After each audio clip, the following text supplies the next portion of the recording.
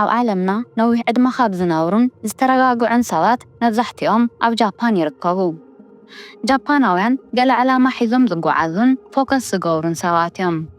ኣእምሮኦም ኩሉ ግዜ ኣብ ገለ ነገር ናይ ምትኮር ዓብዪ ክእለት ድማ ኣለዎ። ከም ካልኦትና ሓሳቦም ፋሕ ዝበለ እውን ኣይኮነን። ብተወሳኺ ኣብ ዓለምና ዘወይርካ ካብ ዘይፅገቡ ሃገራት መንጎ ጃፓን ብቐዳምነት ትጥቀስ። ንሰብ ዘለዎም ኣኽብሮትን ንሕጊ ዘኽብሩሉን መንገዲ ድማ ኣዝዩ ዝተፈለየ እዩ። ከተማታቶም እውን ኣዝዮም ፅሩያትን ንኽትነብረሎም ኮነ ንኽትጉብንዮም ኣዝዮም ማራኽቲ እዮም። እዚ ኩሉ ብኸመይ ከምዚ ኮይኑ ንሕና ኸ ከምኦም ንኾነሉ ንኽእል ጥበብ እንታይ እዩ ዝብል ብሓደ ንርአ። ነዚ ናይ ዕቤት ቻነል ሓደሽቲ እንተደኣ ኮይንኩም ሰብስክራይብ ብምግባር ስድራናኹኑ። ነዚ ቪድዮ ድማ ላይክ ብምግባር ጀምሩ። ብኸመይ ህዝብታት ጃፓን ከም ዝኾኑ እንተደኣ ኢልና ምናልባት ብዘርኢ ዝመፀ እዩ ኣተዓባቢኦም ወይ እውን ብዕድል ዝመፀ ኢልና ክንሓስብ ንኽእል ኢና። እዚኦም ሰለስቲኦም ግን ካብቶም ምኽንያታት ሓደ ይኾኑን። ጃፓናውያን ከምዚ ዝኾኑሉ ቀንዲ ምስጢር ልማዶም እዩ። ጃፓናውያን ኣዝዮም ጥንቅቕ ዝበሉ እዮም። ካልኦትና ሸለል እንብሎም ልማዳት ንሳቶም ግና ብጣዕሚ ዓብዪ ቦታታት ይህብዎም። እዞም ልማዳት እዚኦም ብጣዕሚ ኣናእሽቲ ከም ምዃኖም ዝተለዓለ ምንም ኣይጠቕሙናን ኢልና ንሓስቦም ኮይኑ ግን ኣብ ሂወትና ዓብዪ ፅልዋ ከምፅኡ ዝኽእሉ ልማዳት እዮም። እዞም ልምዲ ጃፓናውያን ምግባር ምስ እትጅምር ኣብ ሂወትካ ፅቡቓት ለውጥታት ክተርኢ ክትጅምር ኢኻ። ኮይኑ ግን ብሓደ ግዜ ድራማቲክ ዝኾነ ለውጢ ከይትፅበ። ምክንያቱ ጃፓናውያን ሂወቶም ብሓደ ለይቲ ስለ ዝተቐየረ ኣይኮነን ከም ዝተባሃለሎም። ሎሚ እትገብሮ ነገር ምናልባት ብጣዕሚ ኢንሲግኒፊካንት ወይ ድማ ዘይረብሕ ክመስል ክኸውን ይኽእል። ምንም ዘይጠቅም እውን ክመስለካ ይኽእል። ኣብ ሂወትካ ግን ብመስርሕ ግዜ ብጣዕሚ ዓብይን ዘላቕን ለውጢ ዘምፅአልካ ነገር እዩ። ኣብዚ ሓደ ክተስተውዕሎ ዝደሊ ነገር እዞም ሕጂ ዝነግረካ ልማዳት ኣናእሽቲ ስለ ዝኾኑ ኣቕሊልካ ክትሪኦም ይብልካን። ምክንያቱ እዞም ልማዳት ንዓኻ ብኸይዲ ግዜ ዳቐይሩኻ ዝመፁ እምበር ብሓደ ግዜ ዘቐይሩኻ ኣይኾኑን። ስለዚ ቀንዲ ነገሩ ንስኻ ኮንሲስተንት ምዃንካ እዩ። ኣብ ሂወትካ ክትግብሮም እትኽእል 4 ፍልስፍናታት ጃፓን። ቀዳማይ ዘ ካይዘን ፊሎዞፊ ወይ ከዓ ካይዘን። ካይዘን ማለት ቀጥታ ትርጉሙ ኮንቲኒየስ ኢምፕሩቭመንት ወይ ድማ ቀጻሊ ምምሕያሽ ማለት እዩ። ቀጻሊ ዝኾነ ምምሕያሽ ወይ ድማ ዕቤት ከም ማለት ድማ እዩ። እዚ ማለት ግን ብሓንሳብ ብጣዕሚ ዘገርም ዝበሃል ወይ ድማ ዓብዪ ለውጢ ምምፃእ ማለት ኣይኾነን። ንኣብነት ኩሉ ግዜ ሓድሽ ዓመት ክመፅእ ከሎ ኩላትና ተልሚ ነውፅእ ኢና። ኣብዚ ዓመት እዚ ከምዚ ክገብር ኢልና ንሓስብ እሞ ሓድሽ ዓመት ምስ ኣተወ ግን ድሕሪ ወርሒ ወይ እውን ድሕሪ 2 ወርሒ እቲ ሞራል ይጠፍእ። ዝገበርናዮም ነገራት ድማ ኩሎም ሓመድ ይበልዖም። ስለምንታይ እዚ ሞራልና ክመውት ክኢሉ ኢልና እንተደኣ ሓቲትና ድማ ሓደ ብጣዕሚ ቀሊል መልሲ ንረክብ። እቶም ዝገበርናዮም ነገራት ኣብ ኮምፓውንድ ኢፌክት ዘይኮነስ ኣብ ድራማቲክ ለውጢ ዝተመስረቱ ስለ ዝኾኑ እዮም። ብኻሊእ ኣባህላ ብሓደ ግዜ ክንልወጥ ስለ ዝፈተና እዩ። ስለዚ ሕጂ ነዚ ለውጢ ዘካይድ ዶ መዓልታዊ ብንእሽተውን እንተኾነ ለውጢ ግበር። መዓልታዊ 1% ዕቤት ምርኣይ ክስገር ዘይግብኦ ዓብዪ ነጥቢ እዩ። ናይ ጃፓን ትካላት ኣብ ዓለም ብጣዕሚ ውሩያት እዮም። ቶዮታ ኣብዚ ደረጃ ዝኽበፅሕ ዝኸኣለ ብናይ ካይዘን ፊሎዞፊ እዩ። ኣብቲ ውሽጢ እቲ ትካል ብጣዕሚ ዓበይቲ ለውጥታት ኣይኮኑን ዝካየዱ። እንታይ ደኣ ኣናእሽቱ ነገር ግን ቀጻልነት ዘለዎም ለውጥታት እንዳተገበሩ ኣካይዱ ድማ ዓበይቲ ዝና የምፅኡ። መዓልታዊ ነፍሲ ወከፍ ሰራሕተኛ ሓደ ከመሓይሾ ዝኽእል ንእሽቶ ዝበሃል ነገር ንከመሓይሽ ይዝረብ። ሕድሕድ ሰራሕተኛ እውን ነዚ ንእሽቶ ዝበሃል ቀሊ ዝበሃል ኢምፕሩቭመንት የካይድ እሞ መዓልቱ ከም ዝወድእ ይነግር። ምናልባት እዚ ኢንሲግኒፊካንት ወይ ድማ ዘይረብሕ ዝመስል ነገር ክኸውን ይኽእል። ይኹን እምበር እዚ ንእሽቶ ምምሕያሽ እንተደኣ ብቐጻልነት ተተግቢሩ ዓበይቲ ለውጥታት ናይ ምምፃእ ኣዝዩ ዓብዪ ሓይሊ ኣለዎ። ስለዚ ናይ ካይዘን ፊሎዞፊ ሓደ ሞቶ ወይ ድማ ኣካይዳ ጥራይ ዘለዎ። ንሱ ድማ ዕላማኻ ምልዋጥ ዘይኮነስ ኩሉ ግዜ ብንእሽተይ ምምሕያሽን ከምዘይተቋርጥ ድማ ርግፀኛ ምዃንን እዩ። ስለዚ ካብ ሎሚ ካብ ዝነበርካሉ ቦታ ቁሩብ ፍቓቕ እንተደኣ ኢልካ ሓደ ነገር ኣሳኺዕካ ኣለኻ ማለት እዩ። ካልኣይ ንእሽቶ ልማድ ወይ ድማ ፊሎዞፊ ድማ ኢካጊ ይበሃል። ናብ እንግሊዝኛ ክትርጎም ከሎ reason of for being ማለት እዩ። ብትግርኛ ድማ ንምንባርካ ምኽንያት ከም ማለት እዩ። ንግሆ ክትስእ ከለኻ ምኽንያት ዝኾነካ ነገር እንታይ እዩ? ስራሕ ወይ እውን ሓላፍነትካ ይኾነን እንታይ ደኣ ኣብ ሂወትካ ብትርጉም ዝመልኡልካ ነገራት እዮም። ኣብ ጃፓን ኦኪናዋ ዝበሃል ሓደ ኣገራሚ ቦታ ኣሎ። መብዛሕትኡ ግዜ ኣብቲ ከባቢ ዝነብሩ ሰባት ዕድሚኦም ካብ 100 ዝሓለፈ እዩ። ናብቲ ቦታ ከይድካ ንነፍሲ ወከፍ ሰብ ናይ ሂወት ዕላማኻ እንታይ እዩ ወይ ድማ እትነብረሉ ኢካጊ ንገረኒ እንተዳ ኢልካዮ ክነግረካ ይኽእል እዩ። ሕድሕዶም ኢካጊኦም ብኣግባቡ ዝፈልጡ እዮም።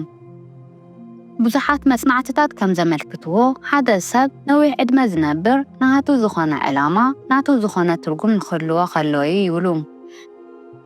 ምኽንያቱ ሰብነትካ ኩሉ ግዜ ዝትንሳኣሉ ዝንቀሳቐሰሉ ምኽንያቱን ትርጉምን ስለ ዝነብር ኩሉ ግዜ ንምቕጻል ሓሳብ ይህልዎ። ሂወትካ ትርጉም ኣልባ ክመስለካ ከሎ ኢነርጂኻ ወይ እውን ጉልበትካ እንዳተሓተ ይመጽእ። ብተወሳኺ እውን ጥዕናኻ እንዳሰኣንካ ትመጽእ። ካብዚ ብዝሓለፈ ድማ ብቕልጡፍና ኣረግካ ኢኻ ትመጽእ። ስለዚ ከምዚ ንዘይምዃን ኢካጊ ወይ ድማ እትነብረሉ ምኽንያት ክህልወካ ኣለዎ። እዚ ክበሃል ከሎ ግን ናይ ግድን ሓደ ዓብዪ ነገር ክኸውን ኣለዎ ማለት ኣይኮነን። ንዓኻ ንኽትሕጎስ ንኽትተባባዕን ብቐጻልነት ንኽትሰርሕን ዝገብር ነገር እንተደኣ ኮይኑ እኹል እዩ። ምናልባት እዚ ነገር እዚ ዘይረብሕ ክመስል ይኽእል ይኸውን ኮይኑ ግን ዓብዪ ለውጢ ከምፅእ ዝኽእል ወሳኒ ነጥቢ እዩ። እዚ እንተደኣ ኮይኑ ከመይ ገይረየ ደለይ ክረኽቦ ዝኽእል ወይ ድማ ናይ ሂወተይ ትርጉም ወይ ከዓ ኢካጊየይ ከመይ ገይረ ክረኽቦ ክኽእል ክትብል ትኽእል ኢኻ። ነዚ ጃፓናውያን ናይ ባዕሎም መንገዲ ቀሚጦም ኣለዉ። ናትካ ኢካጊ ወይ እውን ናይ ሂወትካ ትርጉም ኣብ 4 ነገራት ይምርኮስ ይብሉ። እዞም 4 ነገራት መጀመርያ እትፈትዎ ነገር ክኸውን ከሎ፣ ካልኣይ ብጣዕሚ ጎበዝ ዝኾንካሉ ነገር እዩ፣ ሳልሳይ ዓለም እትደልዮ ነገር ክኸውን ኣለዎ፣ መበል 4ይ እትፈትዎ ነገር ክኽፍለካ ክኽእል ኣለዎ። ነቲ እትፈትዎ ነገር ብጣዕሚ ጽቡቕ ዝበሃል ክእለት እንተደኣ ሃሊካ ነቲ ነገር ብጽቡቕ መንገዲ ክሰርሖ እንተደኣ ክኢልካ ዓለም እውን ናትካ ክእለት እደልዮ እየ ትብል እንተደኣ ኮይና ህዝቢ ዓለም እውን ገንዘቦም ኣውፂኦም ክገዝእካየ ንስኻ ብትገብሮ ነገር ተጠቃሚ ዝብሉ እንተደኣ ኮይኖም ናትካ ኢካጊ ወይ ከዓ ናይ ምንበርካ ትርጉም ረኺብካ ኣለኻ ማለት እዩ። በዞም ሕጂ ዝነገርኩኻ 4 ነጥብታት መሰረት ናይ ባዕልኻ ኢካጊ ወይ እውን ናይ ምንባርካ ትርጉም እንተደኣ ረኺብካ በቲ ዝረኸብካዮ ናይ ምንባር ትርጉም ምንባር እንተደኣ ጀሚርካ ሂወት ንዓኻ ኣዝያ ቅንዕቲ ክትከውን እያ። ሳልሳይ ንጃፓናውያን ውሩይ ዝኾነ ሃቢት ሃራ ሃቺቡ ይበሃል። ኣብ ሂወትና ንነዊሕ ዕድመ ንምንባር ብጣዕሚ ቀሊል ዝበሃል ሜላ ወይ ድማ መንገዲ ሃራ ሃቺቡ እዩ ይብሉ። እንታይ ማለት እንተደኣ ኢልካ ክሳብ እትጸግብ ኣይትብላዕ ማለት እዩ። 80% ከብድኻ እንተደኣ መሊኡ ክሳብ 100% ክትከይድ የብልካን። ኣብቲ እዋን ንሱ ምብላዕ ክተቋርጽ ኣለካ ይብሉ። ከብድኻ ክሳብ ዝነፋሕ ኣዝኻ እስካብ ትጸግብ እንተልዕ የብልካን። 80% ኣዝዩ እኹል እዩ። ኣብታ ዕድሚኦም ካብ 100 ንላዕሊ ዝኾኑ ሰባት ዝበዝሑላ ከተማ ብዙሓት ሰባት ሃራ ሃቺቡ ኤክሰርሳይዝ ይገብሩ እዮም። ኩሉ ሰብ ንርእሱ እንዳዘከረ ዝኸይድ ድማ በዚ መንገዲ እዩ። ምግቢ ረኺበ ኢልካ ኮፍ ኢልካ እናበልዕኻ ምስ ትውዕል ትኽክል ኣይኸውንን። ብተወሳኺ ምግቢ ክትምገብ ከለኻ ነቲ ዝቐረበልካ ምግቢ እንዳጠዓዓምካ ኣስተውዒልካን ብምስጋናን ክኸውን ኣለዎ። ኣእምሮና ብሓቂ ከም ዝፀበበ ንምፍላጥ 20 ደቂቕ ጥራይ የድልዮ። ኣብዚ ግዜ እዚ እናበልዕኻ ክሳብ ትጸግብ ኮፍ ኢልካ እንተደኣ ወዲእኻዮ ድሕሪ 20 ደቂቓ ክንደይ ዝኣክል ኦቨር ከም ዝበልዕኻ ትዕዘብ ኢኻ። ብኻሊእ ኣባህላ ሰብነትካ ካብ ዘድልዮ ንላዕሊ ምግቢ ወሲድካ ኣለኻ ማለት እዩ። እዚ ድማ ዓብዪ ብኽነት እዩ። መብዛሕትኡ ግዜ ምግቢ ድሕሪ ምብላዕኻ ሰነፍ እትኾነሉ ምኽንያት ድማ እዚ እዩ። ራብዓይ ውሩይ ዝኾነ ናይ ጃፓናውያን ሃቢት ወይ እውን ልማድ ሺንሪን ዮኪ ይበሃል። እዚ ናብ እንግሊዝኛ ክንትርጉሞ ከለና ባዚንግ ኢን ኔቸር ንብሎ። ብኻሊእ ኣባህላ ንስኻን ተፈጥሮን ሓደ ክትኮኑ ክትክእሉ ኣለኩም። ክትጓዓዝ ከለኻ ቀስ ኢልካ ምርጋጽ፣ ኣእዋም ምኽባብ ወይ ድማ ኣብ ማእኸል ተፈጥሮ ምንባር ኩሉ ከባቢኻ እትሰምዖ እትሪኦን ነገር ልቢ ምባልን የጠቓልል። ሓኻይም ጃፓን ንሕሙማቶም እዚ ነገር ዝኽመኽሩ ይስማዕ እዩ። ካብኡ ሓሊፉ ድማ ከም ፕሪስክሪፕሽን ወይ እውን መድሓኒት መእዘዚ ንሕሙማቶም ይህቡ። ኣብ ዱር ውሽጢ ወይ ድማ ኣብ ፓርክ ንበይኖም ንኽንቀሳቐሱ ድማ ይመኽሩ። ንስኻ እውን ኣብ ማእኸል ተፈጥሮ ምጓዓዝ ወይ እውን ወክ ምግባር ክትለምድ ይግባእ። ሳይንስ እውን ብዛዕባ እዚ ነገር ዝብሎ ነገር ኣሎ። ዓስኻ ኣብ ተፈጥሮ ውሽጢ ብዘፅናሕካ ቁፅሪ ኮርቲሶል ወይ ድማ ናይ ጭንቀት ሆርሞንካ ኣዝዩ እንዳቐነሰ ይመፅእ። ብፀቕጥዳም ትፅገም ተዳኣ ኮይንካ እውን ፀቕጥደምካ ንክወርድ ይሕግዘካ። ሕማም ናይ ምክልኻል ዓቕምኻ እውን እናወሰኸን እናጠንከረን ይመፅእ። ብሓፈሻ ሙድካ እንዳተማዕራረየን ፅቡቕ እንዳኾነን ይመፅእ ማለት እዩ። ፀሓይ ኣብ እትዓርበሉ ሰዓት ናብቶም ፓርክታት ብምኻድ ርእስኻ ንሒደት ደቃይቕ ሪሴት ንምግባር ምፍታን ብጣዕሚ ፅቡቕ ዝበሃል ልምዲ እዩ። ኣብዚ እቲ ቀንዲ ነገር እንታይ ተራእይልካኒ ርእስኻ ካብ ዲስትራክሽን ወይ ድማ ካብ ዘዘናግዑኻ ነገራት ምርሓቕን ዘወር ምባልን እዩ።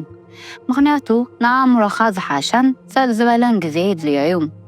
ኣብ ኢድካ ስልኪ እንተደኣ ሃሊካ ካብ ጥቓኻ ርሒቕካ ናይ ተፈጥሮ ድምፂ ምድማፅ ካብ መንጎኦም ዝወፁ ፀሓይ ምስቲ ምቃርን ምዕዛብን ብሓፈሻ ምድሪ ሓመድን ኣየሩን ኩሉ ነገር ናይ ስምዒት ህዋሳትካ እንዳተጠቐምካ ሳይንስ ብምግባር ሕጂ ንምንባር ሕጂ ኤክስፒሪየንስ ንምግባር ምፍታን እዩ። ኣብ ከምዚኦም ዝበሉ ነገራት ግዜኻ ክትሕልፍ ከለኻ ግዜኻ ዘባኸንካን ዘቃፀልካን ኮይኑ ከይስማዓካ። ምክንያቱ እቲ ንባዕልኻ ክትገብሮ ትኽእል ዓብይ ነጥቢ እዩ። እዞም ሕጂ ዝገለጽክዎም ነገራት ብሓቂ እንተደኣ ተግቢርካዮም ከይድካ ኣብ ሂወትካ ዘይከሓድ ፅቡቕ ለውጢ ክትርኢ ኢኻ። ጃፓናውያን እውን እንተኾነ ብጣዕሚ ስነ ስርዓት ዘለዎም ግብረ ገቦም ዝሓለውን ኩሉ ግዜ ዝተረጋግዑን ዝበሃሉ ሰባት ዝኾኑሉ ሓደ ምክንያት እዚ እዩ። ነዊሕ ዕድመ ዝነብሩሉ እውን በዚ ምክንያት እዩ። ናይ ሎሚ ቪድዮ ከም ዝፈተኹምዎ ተስፋ ገብር። ክሳብ መወዳእታ ስለ ዝተከታተልኩምኒ ኣዝየ ዘመስግን። ኣብ ቀፃሊ ብዝበለፀ ለዋህቲ ትሕዝቶ ንኽንራኸብ ሰብስክራይብ ብምግባር ስድራናትና ምዃን ኣይትረስዑ ኢኹም። ሰሰናዩ